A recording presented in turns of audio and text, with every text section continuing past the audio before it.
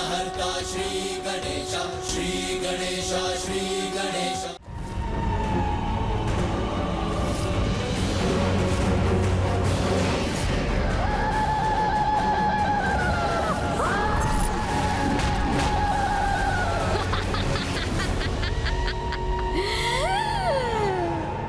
कुछ ही समय में इस हृष्ट पुष्ट देवता का अंत हो जाएगा और फिर मैं इसे निकाल कर अपना आहार बनाऊंगी। मुझे धन संपत्ति प्रदान करने चला था। अब यहाँ पर जो भी आएगा उसे उसके अंत का मार्ग स्वयं मिल जाएगा। इंद्रदेव! इस प्रकार चिंतित होकर यहाँ वहां भटकने से तो कोई लाभ नहीं है। जहाँ तीनों देवता अदृश्य हुए थे, मुझे वहीं जाकर उन्हें ढूंढना चाहिए, क्योंकि हमें उसके खड्ग का रहस्य ज्ञात हो चुका है। इसका भान तो अब तक ताड़कासुर को हो ही चुका होगा। इसीलिए अब हमें उस तक पहुंचने से रोकने के लिए वो कुछ भी करेगा।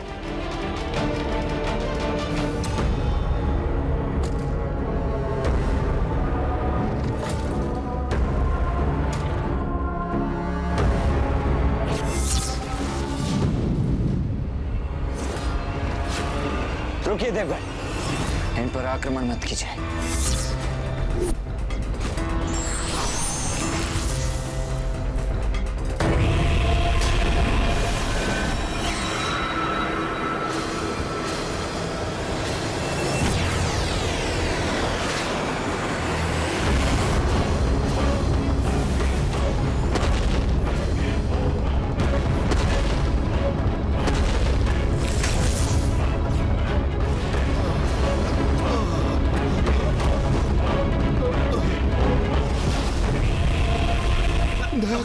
हमें और पीड़ा मत दो। मूर्ख ऋषियों, मैंने तुम्हें यहाँ शरण दी और तुमने उस कुमार कार्तिकेय को और उसके समूह को यहाँ से जाने दिया। और तुम सब भी स्वयं हिसाब से मुक्त हो गए। ऐसी कृतज्ञता करने का परिचय दिया तुमने। अब मैं सर्वप्रथम उस कुमार कार्तिकेय को उचित पाठ पढ़ाऊंगा और फिर यहाँ लौटकर तुम सभी को ऐसी यंत्रणा दूंगा कि सदा तुम्हें इसका स्मरण रहेगा। स्मरण रहेगा तुम्हें।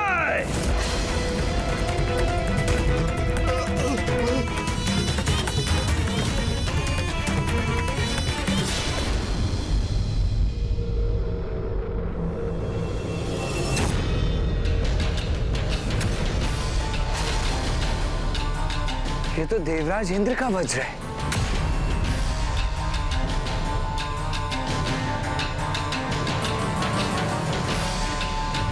यदि ये वज्र यहाँ है तो अवश्य देवताओं का कोई और संकेत भी होगा यहाँ।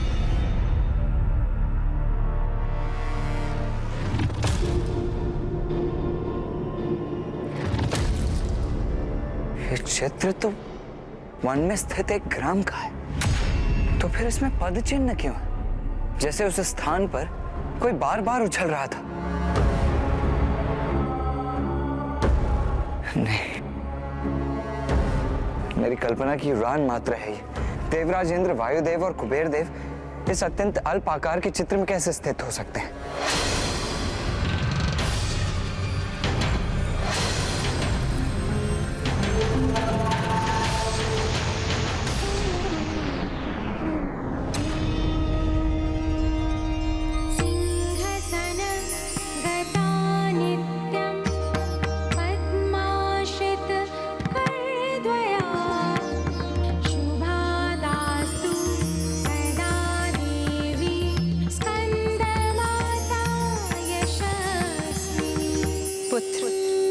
बुद्धि को सीमित करना सफलता के मार्ग को बाधित करने के समान। तुम्हारे मन में ये विचार क्यों उत्पन्न हुआ कि इस लघु आकार के चित्र में देवराज इंद्र, वायुदेव और कुबेर जी समाहित नहीं हो सकते? किंतु माता, देवताओं का विशाल आकार इस चित्र में कैसे समा सकता है? पुत्र, इस संसार में ना कुछ छोटा है ना बड़ा, आकार ही सब कुछ नहीं होता। जब ऋषि अगस्त्य इतने विशाल सागर के जल का पान करने में सक्षम, नारायण के अवतार वामन जी ने संपूर्ण ब्रह्मांड को अपने 3 पग में नाप लिया, तो इंद्र आदि देवता इस चित्र में स्थित क्यों नहीं हो सकते? पुत्र, अपनी बुद्धि और कल्पना शक्ति को मुक्त कर तर्क बुद्धि उपयोगी होने के साथ कभी कभी कल्पना के प्रभाव में बाधा बनती, जबकि कल्पना शक्ति, रचनात्मकता, तार्किक बुद्धि की समझ सीमाओं को भेद देती है। पुत्र, धन्यवाद माता।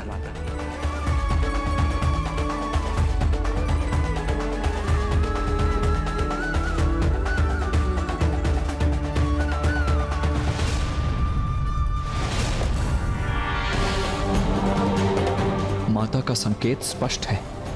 हो ना हो तीनों देवता इसी चित्र के भीतर है। मुझे भी इसके भीतर प्रवेश करना ही होगा।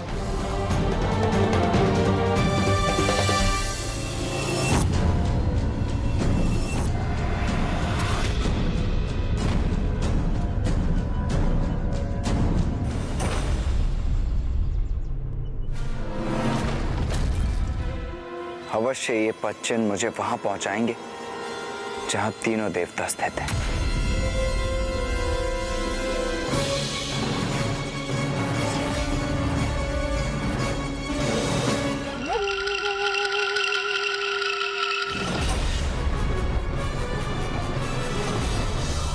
प्रतीत होता है कि ये देवता ऐसे नहीं मानेंगे। महाराज तारकासुर इस चित्र के स्वामी हैं, इसीलिए यदि कोई और इसमें प्रवेश करेगा तो दंड स्वरूप वो हमारा आहार बनता है।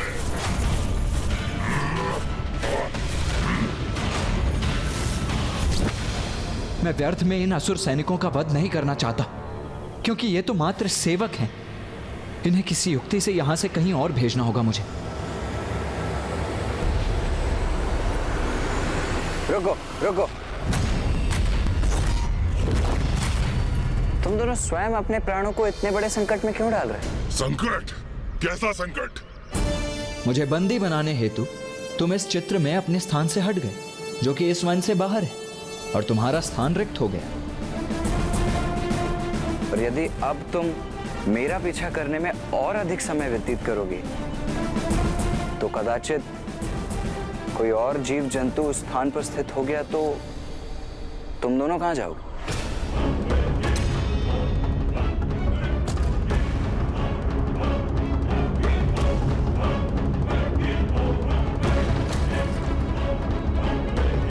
देखो, मैं इंद्रदेव, वायुदेव और कुबेर देव तो इस चित्र के भागी नहीं है, किंतु हमें पकड़ने की लालसा में तुम्हें अत्यंत भीषण परिणाम का सामना करना पड़ सकता है,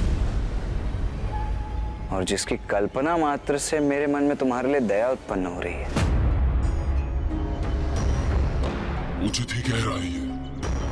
ये तो मायाग्नि असुरा का स्थान है, वो तो इसे अपना ग्रास बना ही लेगी, किंतु ये भी हमसे छीन लिया तो फिर कहां जाएंगे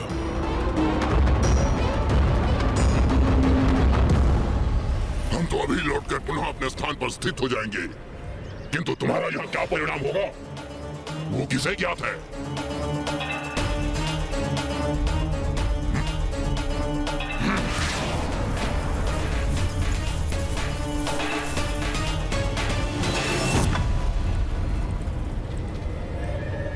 इनके साथ तो अधिक समय व्यर्थ नहीं गंवाना पड़ा मुझे, किंतु अब मुझे देवताओं को ढूंढना चाहिए।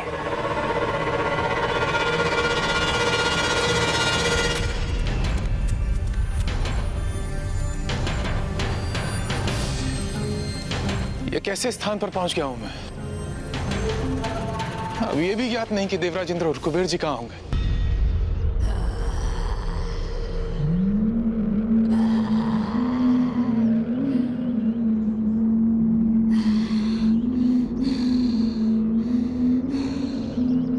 कुबेर देव,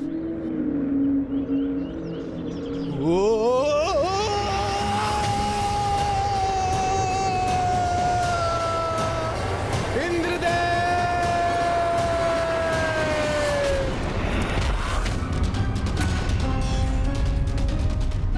तो वायुदेव का स्वर है। वो तो मुझे पुकार रहे हैं। प्रतीत होता है वो किसी संकट में है। मुझे उनकी सहायता करनी होगी। वायुदेव, मैं आ रहा हूं।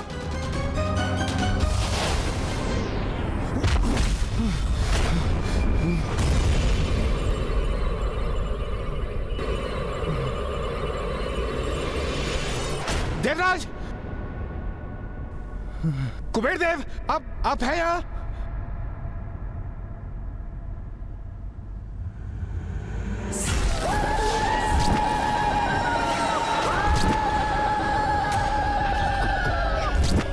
कौन है? कौन है आप? अरे भयभीत क्यों हो गए पुत्र? तुम उस भरे पूरे शरीर वाले देवता को ही ढूंढ रहे हो ना? हाँ, वो कुबेर जी हैं। क्या आपने देखा उन्हें? देखा ही नहीं, मैंने तो यहाँ से बाहर जाने में सहायता भी की है उनकी। क्या? तो कुबेर जी इस मायाजाल से बाहर निकल गए? तो कृपा कर आप मुझे इस मायाजाल से बाहर जाने का मार्ग दिखा सकती हैं?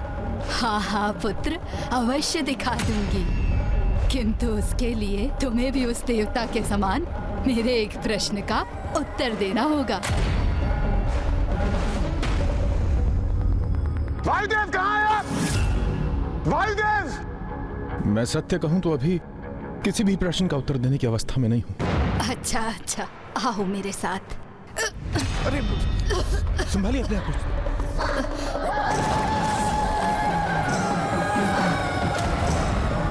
पुत्र, वृद्धावस्था है ना, मेरा दुर्भाग्य है। जल का पान करना चाहती हूँ।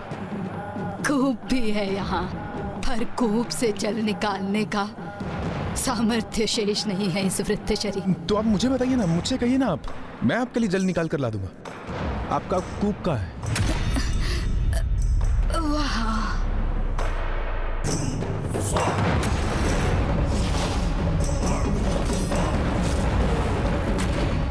ये कूप यहाँ था तो मुझे दिखाई क्यों नहीं दिया? नहीं दिखाई दिया होगा। मेरा मन इतना विचलित जो था। अब तो इससे जल निकालना चाहिए मुझे, तभी ये वृद्धा मुझे यहाँ से बाहर जाने का मार्ग बता सकेगी।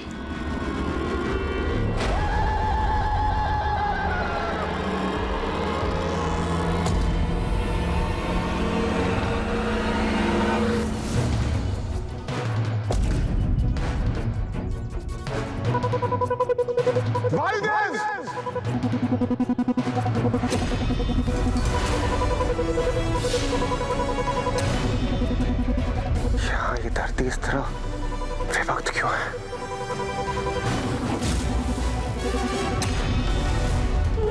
अब तुम भी जाओगे इसके भीतर, मूर्ख।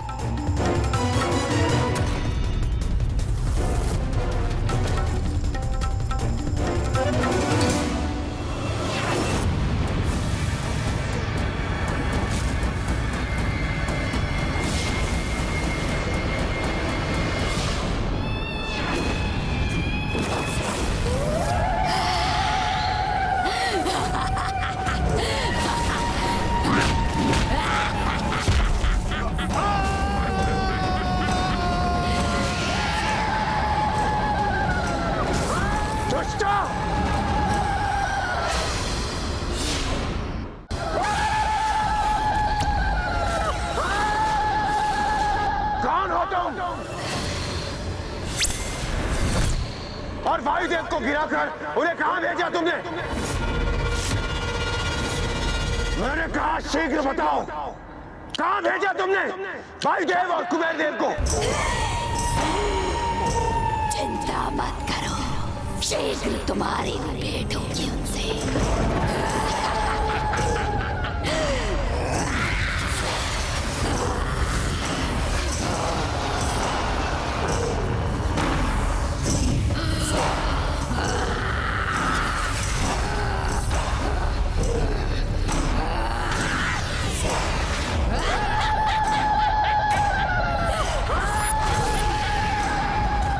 सुनिए, सुनिए,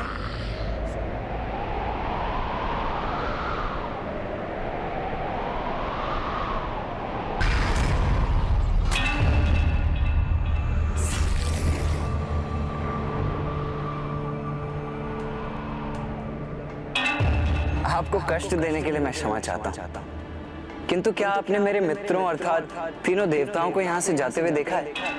नहीं पुत्र, यहाँ तो कोई भी नहीं आया।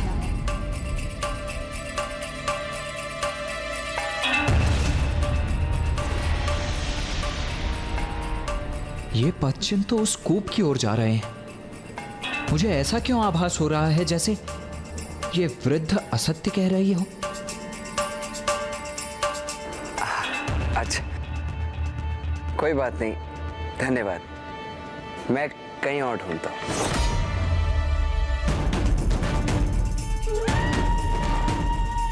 उन तीनों मूर्ख देवताओं को कूप में धकेलने में मुझे अधिक कठिनाई नहीं हुई थी, किंतु ये उनसे भिन्न प्रतीत हो रहा है। यदि मैं इसको भी अपने जाल में उलझाकर कूप के भीतर गिरा दूं, तो सर्वप्रथम इसे का बोझ करूंगी मैं।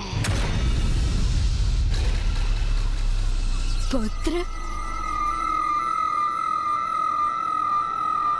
जी, प्रतीत होता है तुम यहाँ भटक गए हो पुत्र।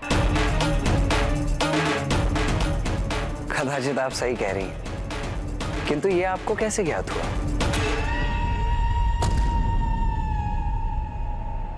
बस एक अनुमान था मेरा। मैं तुम्हें यहाँ से बाहर जाने का मार्ग दिखा सकती हूँ। तब तो मैं आपका बड़ा आभारी रहूंगा। पुत्र, यहाँ से बाहर जाने के लिए पहले तुम्हें मेरे 3 प्रश्नों के उत्तर देने होंगे। यदि तुम मेरे प्रश्नों का उत्तर देने में सफल रहे, तभी तुम यहाँ से बाहर जा सकोगे। किंतु यदि तुम ऐसा नहीं कर सके, तो तुम सदा के लिए यहाँ बंदी बनोगे। आप प्रश्न पूछिए ना, मैं उनके सर्वथा उचित उत्तर दूंगा। अच्छा पुत्र, ये बताओ कि जल से पतला क्या होता है?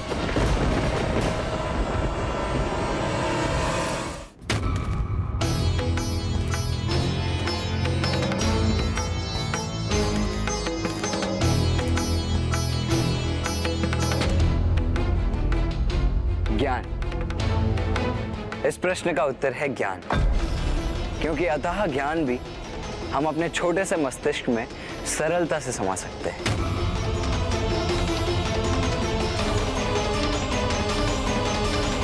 अच्छा तो पुत्र, अब ये बताओ, अग्नि से तीव्र क्या होता है?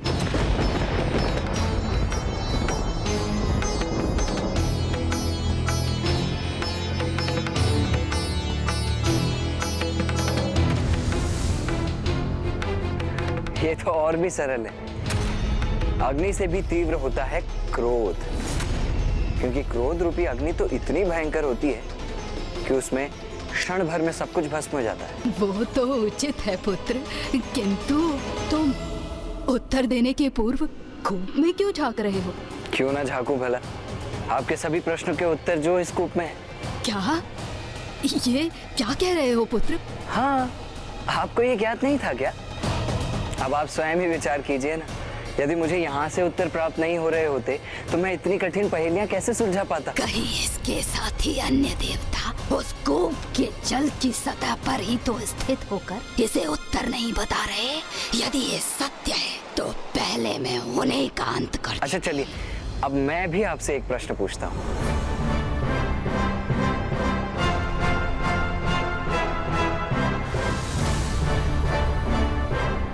अच्छा ये बताइए, भूमि से भी अधिक भार किसमें होता है?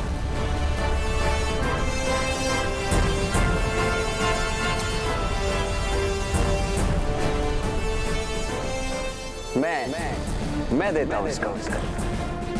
भूमि से भी अधिक भारी होते हैं पाप, वही पाप जो आप कर रही हैं, निर्दोषों को इस कूप में ढकेल कर।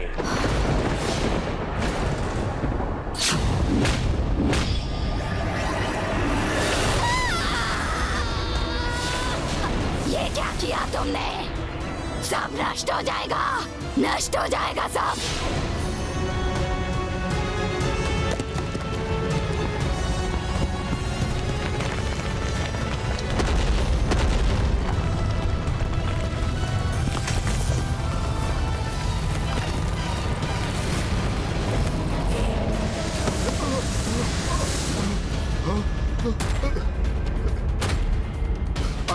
चित्र से हम तीनों तो बाहर आ गए, परंतु कुमार कार्तिकेय वो कहाँ है?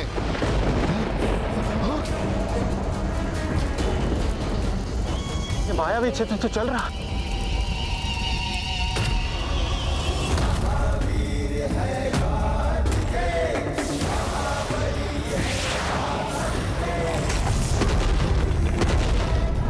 हमें इस माया जाल से मुक्त कराने के लिए आपका कोटि कोटि धन्यवाद कुमार कार्तिकेय। अब हम सभी पुनः सुरक्षित हैं, तो हमें आगे बढ़ना चाहिए, जिससे हम उस वस्तु तक पहुंच सकें।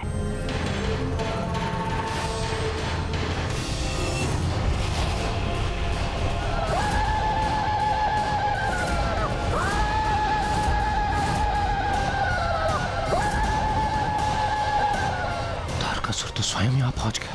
अब तो ये अपने खड़क तक कदापि नहीं पहुंचने देगा हमें। आओ देव सेनापति कुमार कार्तिकेय, तारकासुर तुम्हारे स्वागत के लिए प्रस्तुत है।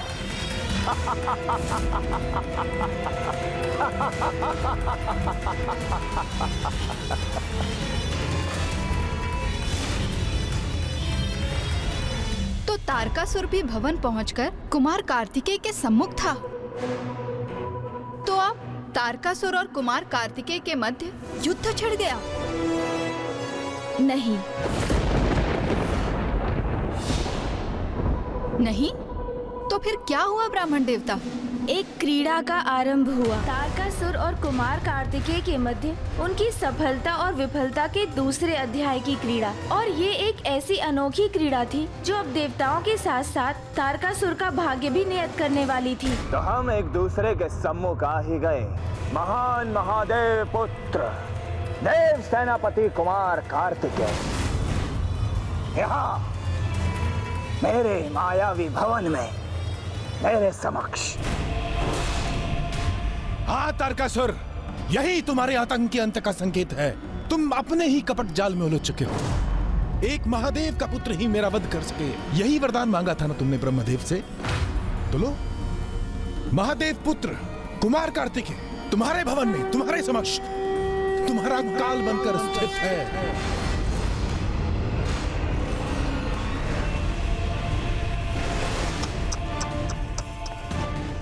वायुदेव, मिथ्या वचनों का अब कोई लाभ नहीं।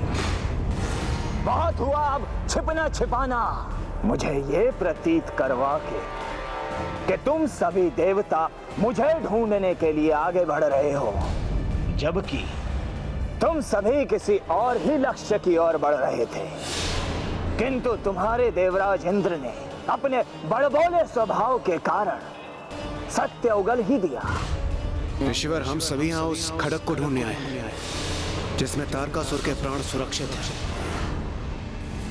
इसलिए बंद करो अपना ये ढोंग, क्योंकि सभी को भली भांति ज्ञात है कि जब तक उस खड़क में मेरे प्राण सुरक्षित हैं, ये बालक मुझे कोई क्षति नहीं पहुंचा सकता।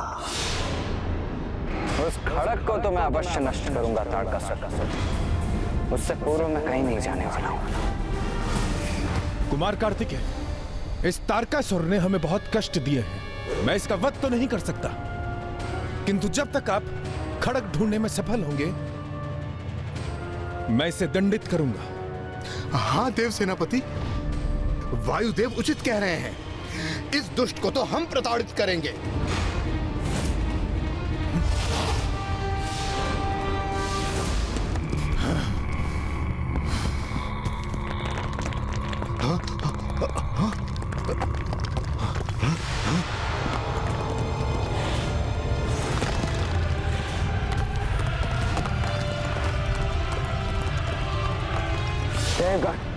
सावधान रहिए। कुमार कार्तिकेय, ये कटीली मायावी लताएं हमारी ओर बढ़ रही हैं। हमें शीघ्र कुछ करना होगा, इन्हें हमारी ओर बढ़ने से रोकना होगा। कष्ट तो मैं तुम्हें दूंगा, तुम्हें तुच्छ देवताओं।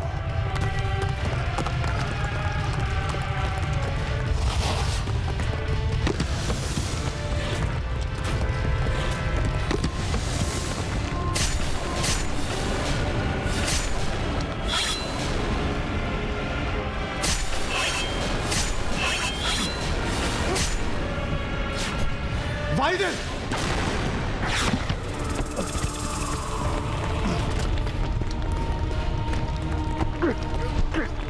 कुमार कार्तिकेय, इन मायावी लताओं ने हमें पूरी तरह से जकड़ लिया है।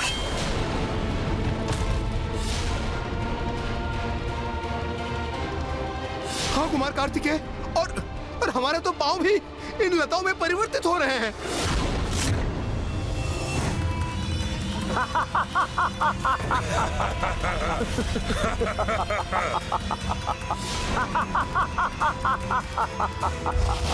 आनंद आ रहा है मुझे, आनंद। दुष्ट ताड़कासुर, मुक्त करो इन देवताओं को। ये तो मेरे हाथ में नहीं है कुमार। ये तो अब तभी संभव होगा जब तुम वो करोगे जो अनिवार्य है।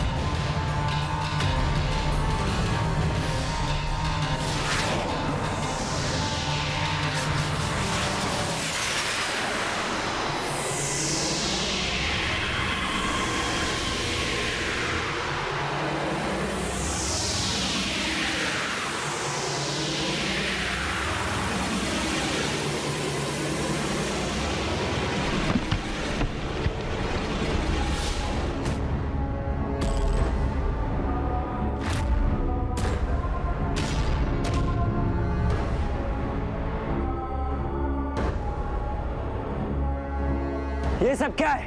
मोक्ष द्वारम अर्थात सांप सीढ़ी का खेल। मोक्ष द्वारम क्रीड़ा में तुम्हारा स्वागत है।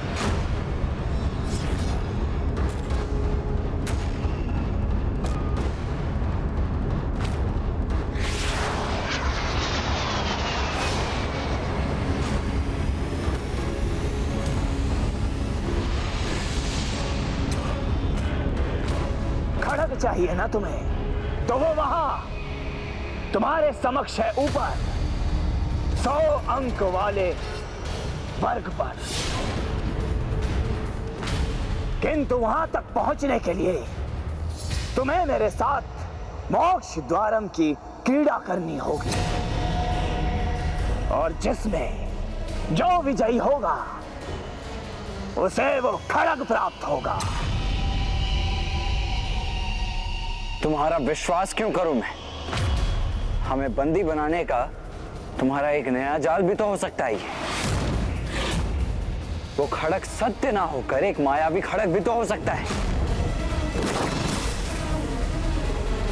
शोणितपुर के निर्माण के समय मैंने अपने खड़ग को रक्षित करने हेतु यहाँ पर इस भवन में मोक्ष द्वारम क्रीड़ा स्थापित किया था। अब जो भी इस भवन में प्रवेश करेगा, इस क्रीड़ा को पार करना आवश्यक है, स्वयं मेरा भी, और तभी वो इस भवन से बाहर जा सकेगा। धैर्य कुमार कार्तिकेय, हम इस दुष्ट तारकासुर का विश्वास नहीं कर सकते। मुझे तो प्रतीत हो रहा है कि ये सब एक चतुराई से बिछाया हुआ जाल है। तो उचित है, मत करो ये क्रीड़ा। विश्वास नहीं है ना तुम्हें मेरे शब्दों पर? जाओ, तो इसमें मेरी कोई हानि नहीं है, क्योंकि मेरे प्राण तो उस खड़ग में सुरक्षित है। किंतु यदि तुम ये क्रीड़ा नहीं करोगे तो ना तुम्हें खड़ग प्राप्त होगा और ना ही तुम शोणितपुर के बाहर जा सकोगे। और हाँ, ये तुच्छ देवता यहीं वृक्ष के रूप में जड़ रहेंगे।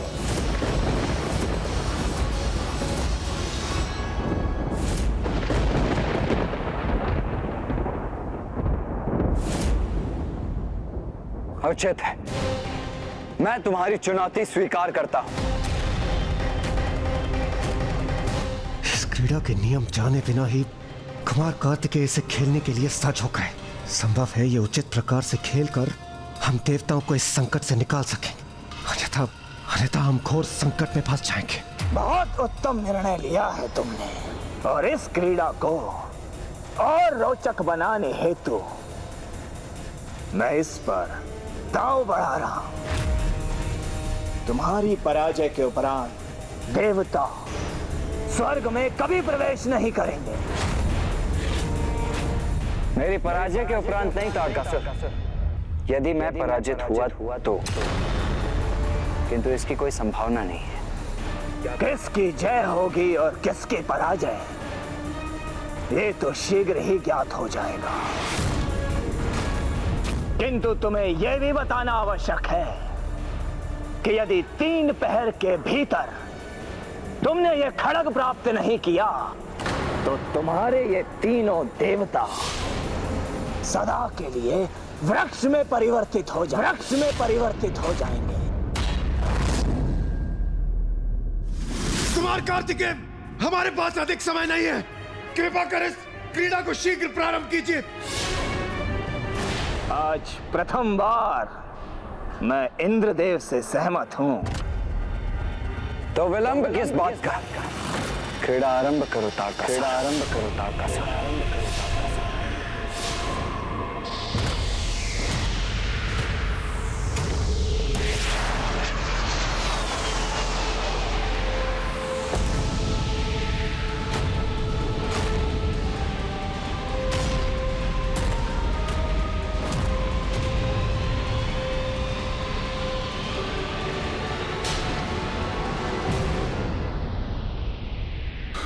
महाराज, कदाचित आप ये क्रीड़ा कर बहुत बड़ी विपत्ति को आमंत्रण दे रहे हैं। कुमार कार्तिकेय बहुत बुद्धिमान है। अभी तक उन्होंने आपकी समस्त मायावी चालों को विफल किया है। यदि वो आपसे पूर्व उस खड़क तक पहुंच गए तो महाराज।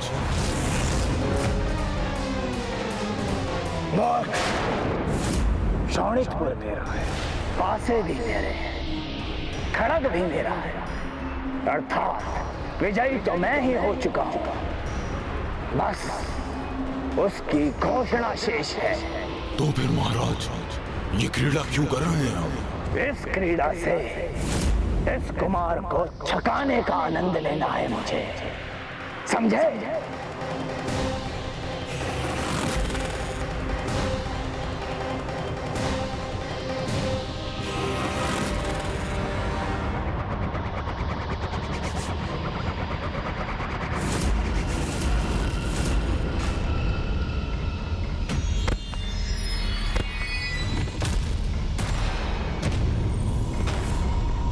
जाओ अट्टासुर, जाओ और जाकर मेरे अंक देखकर बताओ। जी महाराज।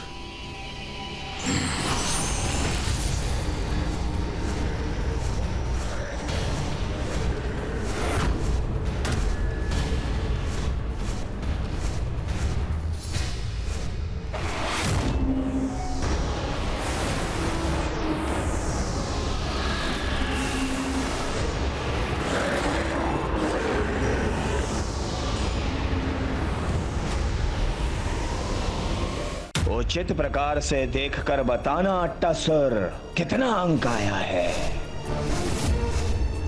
10। उत्तम।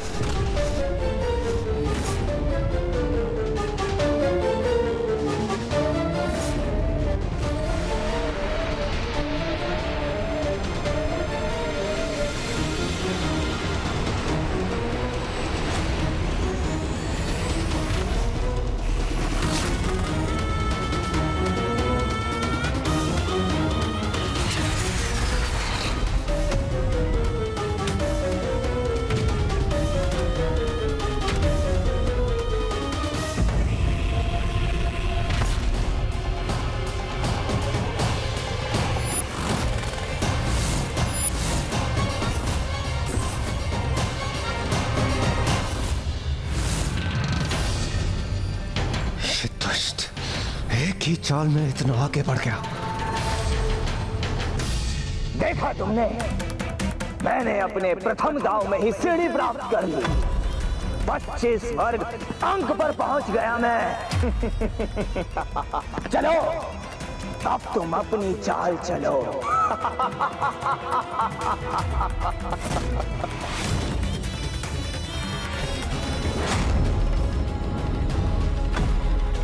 कुमार कार्तिकेय, आपने अनेक बार हमारे प्राणों की रक्षा की है। अब बस कुशलता से इस क्रीड़ा को करके पुनः हमारे प्राणों की रक्षा कीजिए।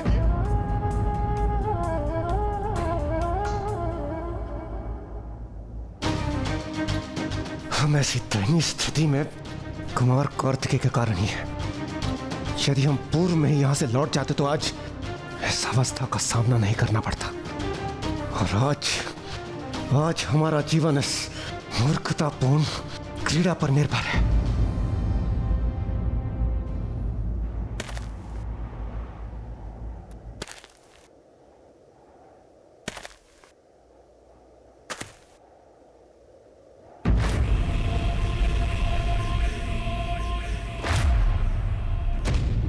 तारकासुर ने मोक्ष द्वारम की क्रीड़ा को अपने कपट से अपने अनुरूप ढाल लिया है और वो इस क्रीड़ा में ऊपर बढ़ने के लिए उचित अंक पाना भी सुनिश्चित कर लेगा। कपट व्यक्ति को सफलता के एक चरण तक ही ले जा सकता है। आरंभ में अवश्य प्रतीत होता है कि कपटी व्यक्ति जीवन रूपी क्रीड़ा में अपने छल से बहुत आगे बढ़ रहा है, प्रचुर मात्रा में धन संपत्ति प्राप्त कर रहा है। किंतु जब उसका छल पकड़ा जाता है, उसके पापों का परिणाम उसके समक्ष आता है, उसकी बहुत दुर्दशा होती और फिर उसे शून्य पर ही खड़ा पाया जाता है।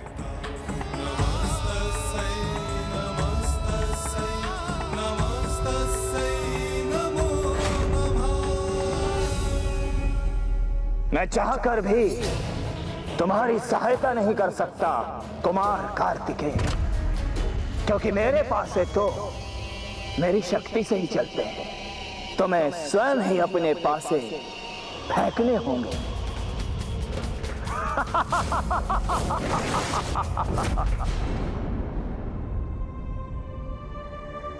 मां, ये मेरी सबसे बड़ी परीक्षा है, इसीलिए कृपा कर इसमें मेरे साथ रहिए और मेरा मार्गदर्शन कीजिए।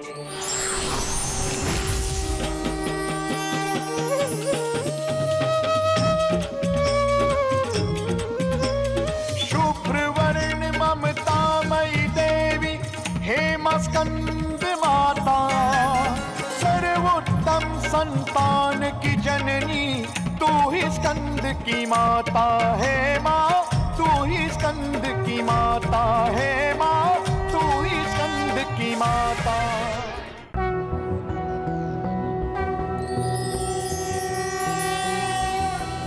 उद्दभान सहस्रकान्तिं ऋणक्षौमां शिरोमालिकां रक्तालिप्तपयोधरां जपपटिं विद्यां भीतिं वरं हस्ताभ्यर्धतिं त्रिनेत्रविलसद्वक्त्रारविन्दश्रियं देवीं बध्यमांशुं रत्नमुकुटां वन्दे समन्विस्मिताम्।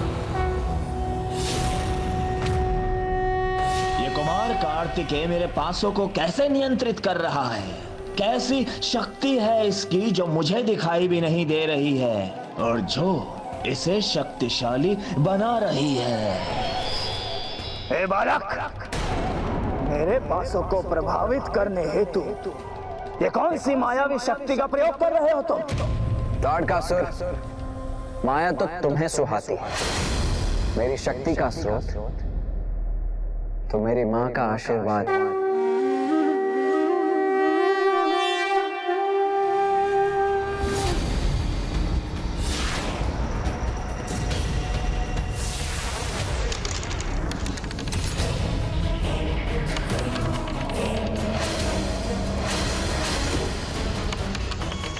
देखो तो कुमार कार्तिकेय का भाग्य उनके साथ है या नहीं, क्योंकि अब तो हमारा भाग्य भी उन्हीं के भाग्य पर निर्भर है।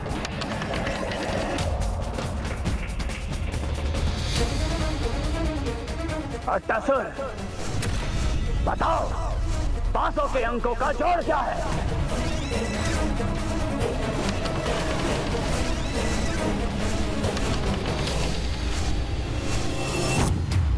स्कंद माता ने स्वयं कुमार कार्तिकेय के लिए पासे फेंके, अर्थात अवश्य ही वो तारकासुर से कहीं आगे पहुंचे होंगे और उनकी विजय सुनिश्चित हो गई होगी ना? नहीं, मोक्ष द्वारम की क्रीड़ा इतनी भी सरल नहीं थी, क्योंकि वो क्रीड़ा किस क्षण किसी पड़ाव पर पहुंचकर क्या परिणाम देगी, इसका अनुमान लगा पाना अत्यंत जटिल था।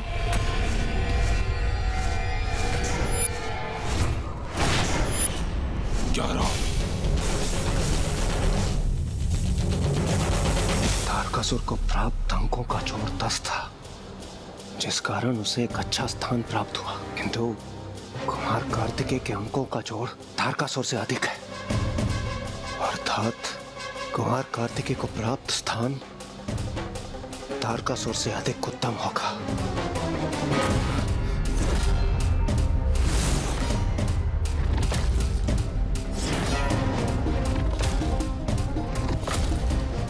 यहाँ तो सर्प चित्रित है।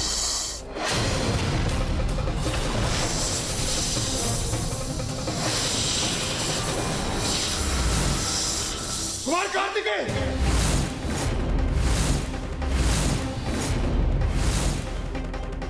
ये सर्प तो कुमार कार्तिकेय को निगल गया।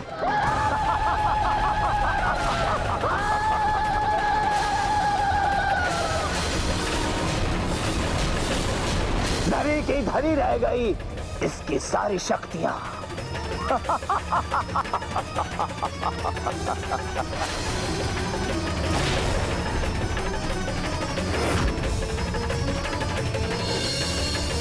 अब कुमार नहीं लौटेंगे।